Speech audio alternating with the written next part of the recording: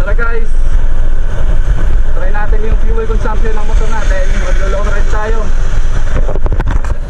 from Sagay City to San Carlos City. And tansya ko yung kilometers na tatakboy natin is nasa 70 plus kilometers, around 75 siguro.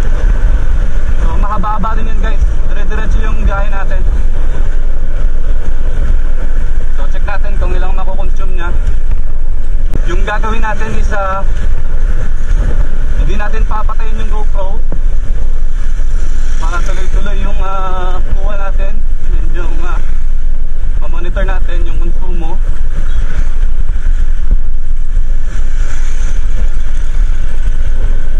So sana hindi kayo magsawa sa kakanood ng video natin. May mga madadaanan din naman tayo, mga magandang view sana. Kasi ngayon mga 3:30 na ng hapon, so baka maabutan tayo ng dilim.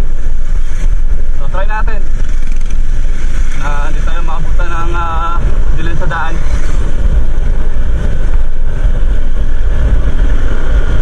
So ngayon guys is full tank yung motor natin.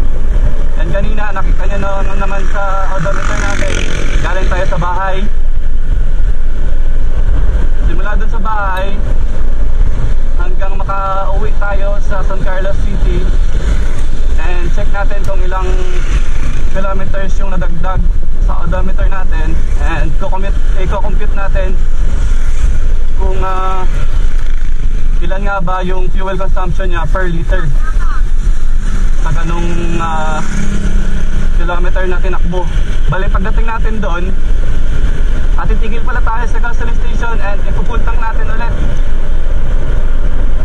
Tapos yung gagawin natin is kukunin natin yung total kilometers na tinakbo ng ating motor, and then i-divide natin sa liters na idadagdag natin pag nagpa-full tank ulit tayo pagdating natin doon sa San Carlos City, para makuha natin yung fuel consumption nya guys, average ng fuel consumption per liter. Okay guys, samahan nyo ako sa biyahe din mo ito yan.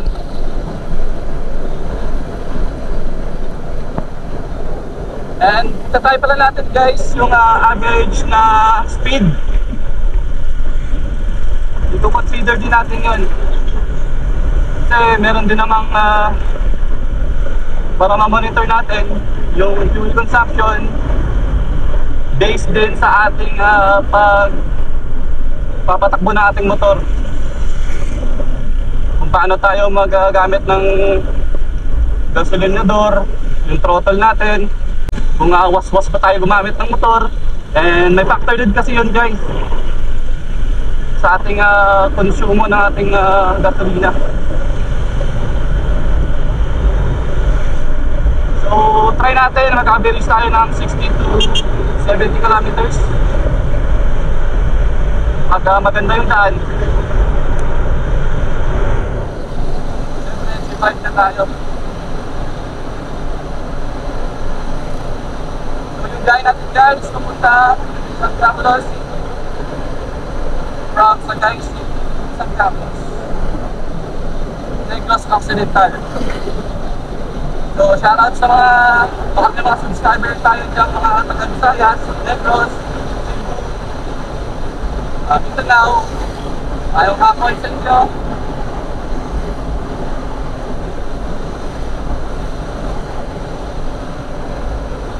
Shoutout sa inyo guys.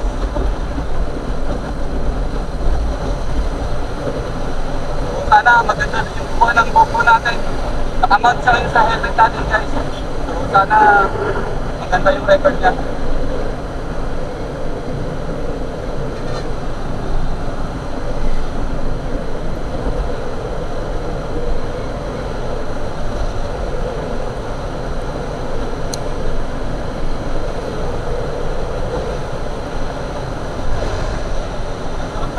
Sila yung 150 natin guys. Recommended talaga. Napaka-comfortable, madaling maneuver, absolute yung makina. Nakapagpa-changer na pala tayo guys. First changer natin. Odometer natin guys is nasa 156.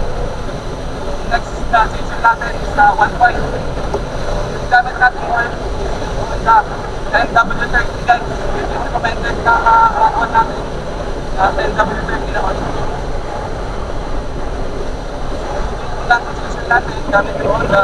And I must say na ang ganda talaga ng performance niya sa makina natin. Ramdam ko yung smoothness ng makina. Masyadong vibration guys. Sa mga nagbabalag na change oil, first change oil, I suggest na magagamit yung Honda NW30. Fully synthetic guys.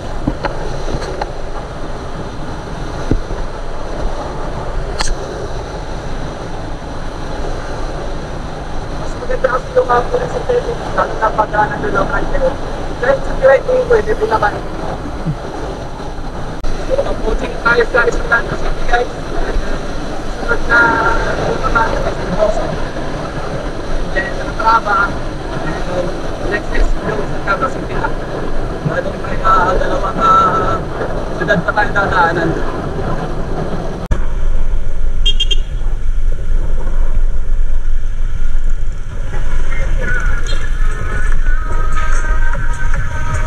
So, nandito tayo sa city proper ng Escalante. So, next stop is Tubuso.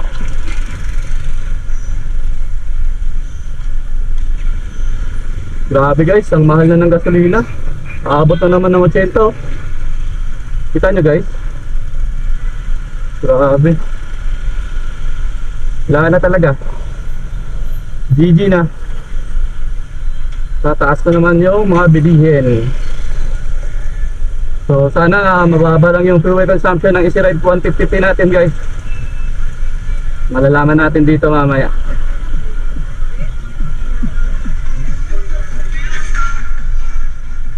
So sana tapusin nyo lang yung video guys. Huwag po sana kayo mag-skip. Malaking tulong na po yun sa akin.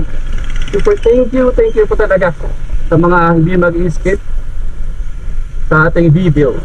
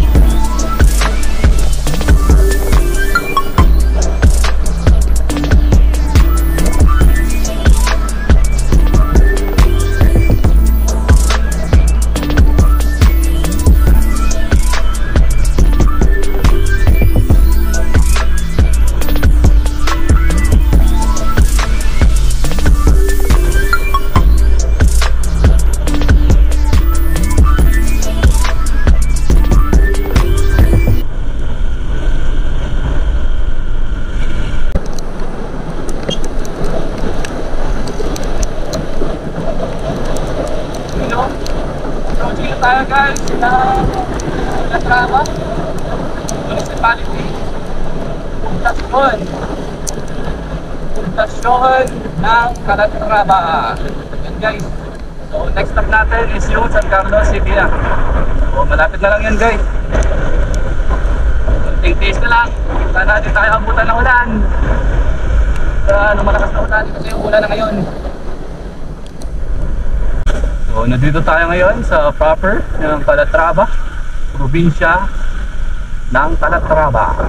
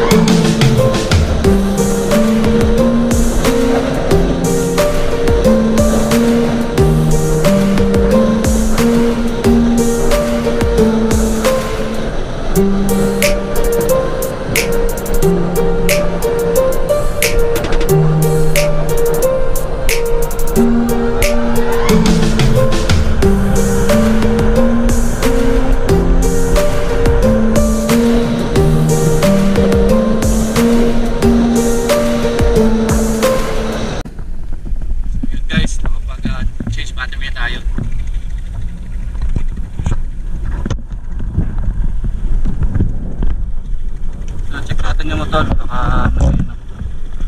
aberya. Wala naman. Okay naman yung motor natin, guys. Wala naman tayong problema. So tara, continue natin. Malapit na naman tayo sa San Carlos City. Sanang walang ulan. Let's go, let's go. Round 2. Makapag-switch na tayo, guys.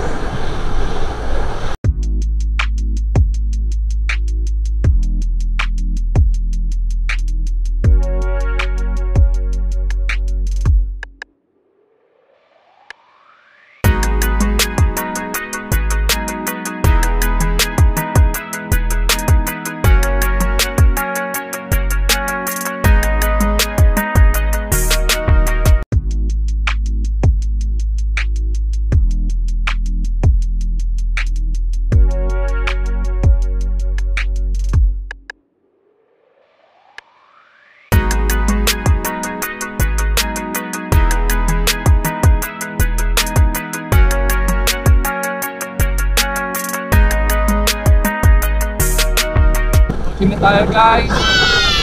Pagdating natin sa proper, maghanap tayo ng gas station. Siguro sa Shell, guys, doon tayo magpapagasalin. Kasi maganda yung Shell. Shell, baka naman. So doon tayo mamaya. Full tank natin to, guys.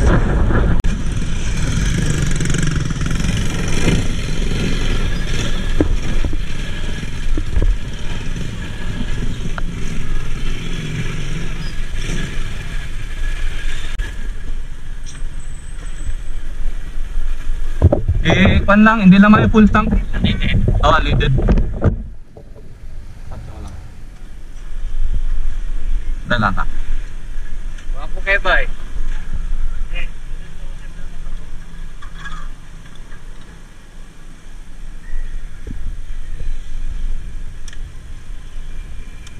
Ayos kayo. Motor lang. Gintry ko long ride kay Conbe. 1336.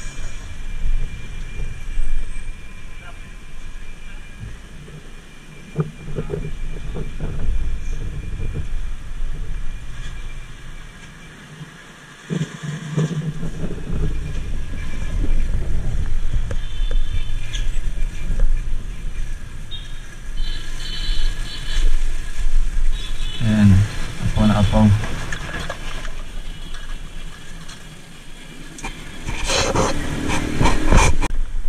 Labas 2.146. May cross Smallville 2.12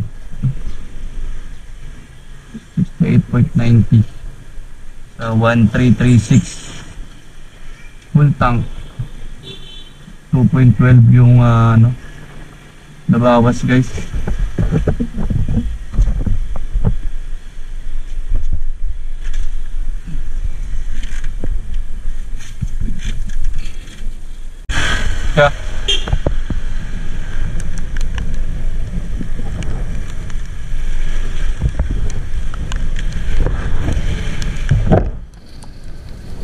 Guys, 2.12 yung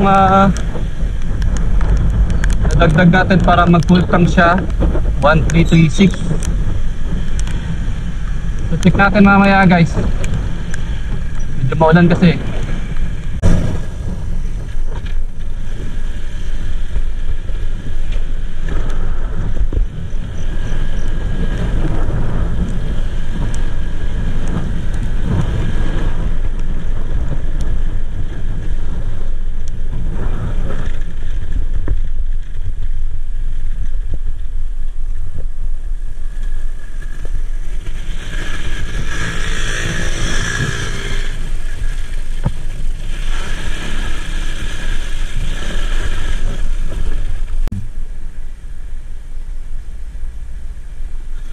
So yung kanina nung galing tayo sa bahay 1261 yung odometer natin, and then pagdating natin dun sa Shell is nasa 1336.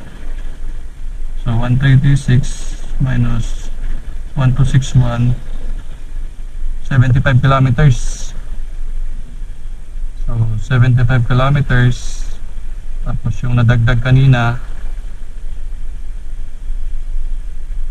nasa 2.12. So 2.12, yung per liter natin guys is nasa 35 kilometers per liter yung fuel consumption.